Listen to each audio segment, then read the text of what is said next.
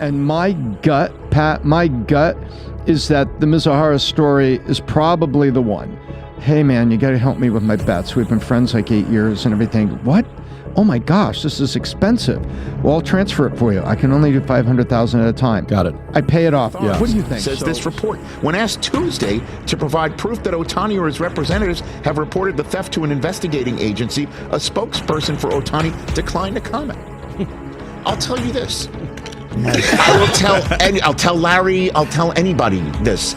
If anybody steals an insane amount of money from me, I will gladly tell you which authorities I have reported them to. Exactly. I will gladly tell you, I will sing from the rafters and say, run, tell that. What the readers what want to read publisher about. wouldn't want to win a Pulitzer Prize and find out that there's something untoward going on with Shohei Ohtani?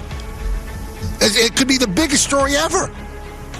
And you're allowing him to get away with not answering questions. It's inconceivable to me. Peter, again, you said it. Think about an athlete in the middle of something like this that has never had to answer questions. A-Rod answered questions. Pete Rose answered questions. He's got to be on the account or have power of attorney, or therefore it's virtually impossible for someone to walk into a bank. Jeff, do you think you can walk into a bank and wire $500,000, $1 million on my account? The media wanted Shohei to fall when he was under federal investigation for allegedly helping his former interpreter, Ippei Mizuhara, pay off his illegal gambling debts. So many people around the internet believed that Mizuhara was the fall guy and that he was covering up for Shohei's gambling addiction. Shohei was later proved innocent after the IRS and other federal authorities investigated this situation. But when the world had its eyes on Shohei, and when Shohei knew he was innocent but couldn't open up on that subject, what did he do? He balled out. 3-1. Shohei Ohtani! First Dodger home run! Said, hey, you just be you. He hits one in the air down the line towards the right field corner that blows just inside the pole. Just barely stays. Ohtani. Last one in the air to deep left field. Martin's going backpedaling into the wall. It's gone! Shohei Ohtani! He's Shohei flipped the media's narrative real quick from he's guilty to he might be the first designated hitter in history to win the MVP. But how did he do that? My name is Matt and welcome to the channel at Animated Picks. Today we're going to dive into what Shohei is doing both on and off the field that not only destroyed the media's initial narrative of him when he started the season, but actually surpassed the media's expectations for him. Shohei was, and still is, one of the most beloved athletes around the world. Here's what he does to not only become the greatest baseball player ever, but what he's doing to start the greatest show.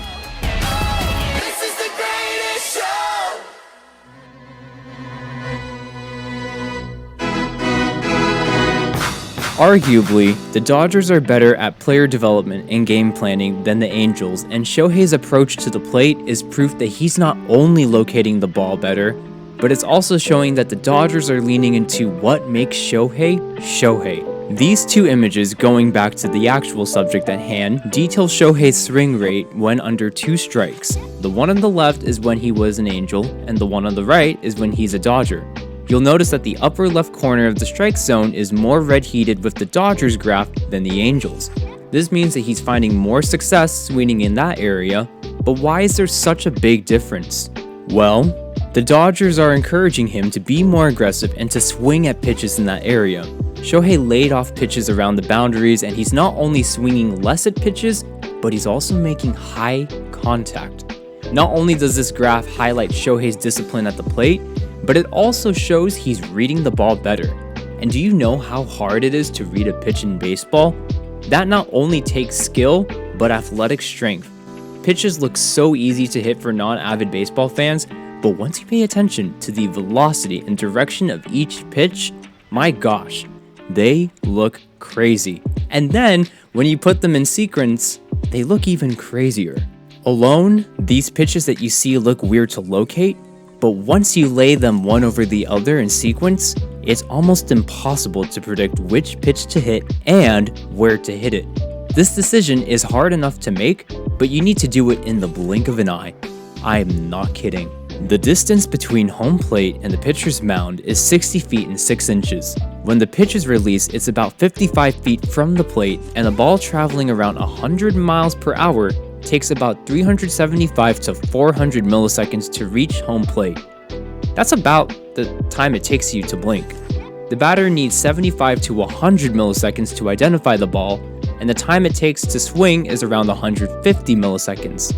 That leaves about 150 milliseconds to decide the following questions. 1. What type of pitch is it? 2. Based on its direction, where will the ball land? And 3. Should I swing? How does this all relate to Shohei's plate discipline though? Remember how we showed that he's hitting pitches in the upper left corner of the strike zone with success? That means he is understanding each pitch better and he's cashing in with each swing. Not only is he hitting well, but guess what? He is the best hitter in the MLB at the time of recording. He currently leads all baseball players with a 354 batting average, and the highest Shohei's batting average was last year with the Angels at 304, which is still amazingly good, but compared to this year, it's not that good. Dominating the league in batting average, Shohei is not just showing the media, but the whole world that he's focused on baseball and becoming the best baseball player ever. However, he's doing more than just that to become a better hitter. He's also putting the ball in play more. Shohei hitting the ball more at the upper region of the strike zone unsurprisingly correlates with him elevating the ball more than he has before. According to CBS Sports, from 2021 to 23, 42.5% of Shohei's hits were 10 to 30 degrees. Now, about 50.5% of his hits are between 10 to 30 degrees. That's great he's elevating hits because he's putting the ball in play. Also, let's not forget what the media loved about Shohei, especially when he gained more popularity in 2021, his home runs. And you cannot hit home runs if you don't elevate your hits. Smashes this ball. Forget about it. Marte doesn't even move. It's gone.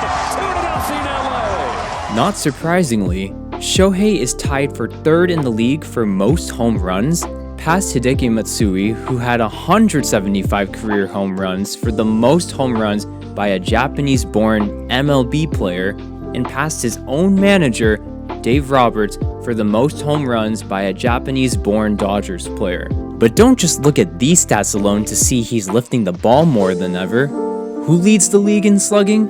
Shohei Ohtani. That means that for every at-bat, Shohei is very productive. Slugging measures how productive a batter is by taking the total number of batting appearances and the type of hit.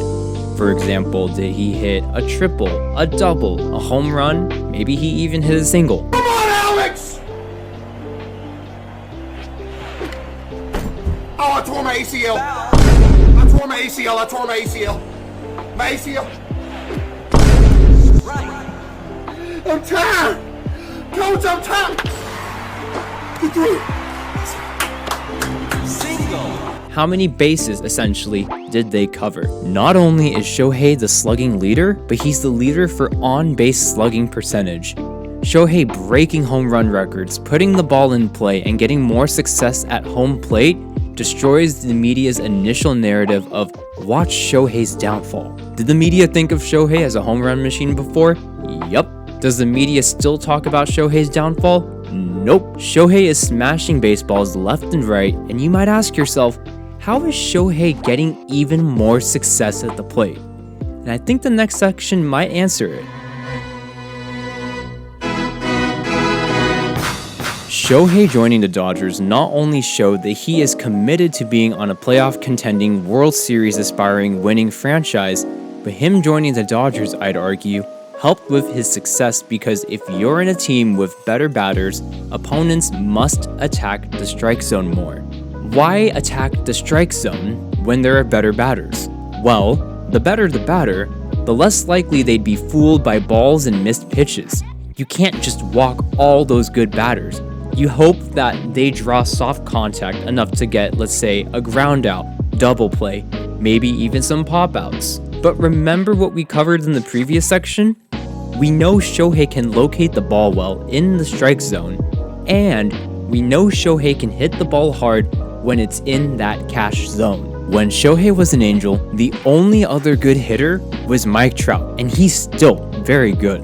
The other 7 hitters on that team were not as consistently good, and pitchers could get away with pitching around both Trout and Ohtani. By pitching around, I mean the pitchers can't just let Shohei and Mike Trout walk and can count on getting the other batters out. However, you can't really do that to the Dodgers this year, albeit the Diamondbacks just did that 2 games out of 3. Any Hoosers, here's their lineup. You have Mookie Betts batting first with Shohei batting second. Betts is also playing MVP caliber baseball, and remember how Shohei's first for batting average? Well, Betts is also in the top 10. You know how Shohei leads the league in hits? Well, guess who's just below him? Mookie Betts. Betts also leads the league in on-base percentage, meaning he gets on a lot. You know how Shohei is first for on-base slugging percentage? Well, guess who's 4th in the league? Oh, that's right, Betts. The point is, you have 2 of the most dominating hitters in baseball going back to back. Yes, I've been waiting on this. I like this. I've been waiting on this. Both of these guys have won MVPs in the past, and it's not like you can just ease up after Mookie Betts and Shohei, because batting behind him is Freddie Freeman,